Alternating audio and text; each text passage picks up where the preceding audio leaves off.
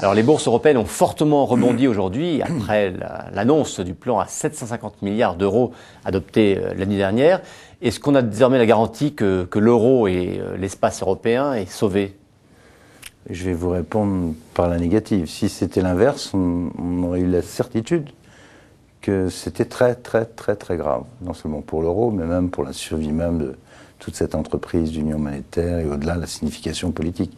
Là, on a construit une barrière qui montre que il y a une mobilisation telle des États européens, mais pas seulement, je dirais, parce que comme la crise commençait à avoir un impact à l'extérieur, il y a eu aussi une coordination du G7, il y a une intervention de la Banque Centrale Européenne, c'est très important.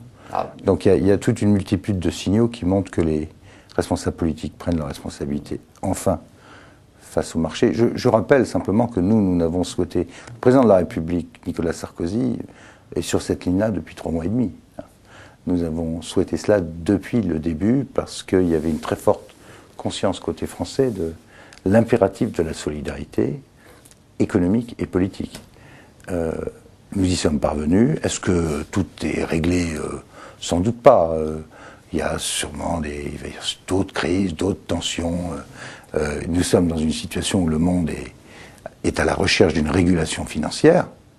Et tant que nous n'aurons pas produit cette législation en Europe, aux États-Unis, et c'est le but du G20, là encore, c'est le rôle pivot du président de la République qui va s'exprimer avec la présidence du G20, le jour où on aura devant nous une régulation internationale parallèle entre les États-Unis, l'Europe et si possible l'Asie et la Chine, là je vous dirais avec certitude, sommes tranquilles, le capitalisme mondial va opérer sans risque de dérapage ici ou là.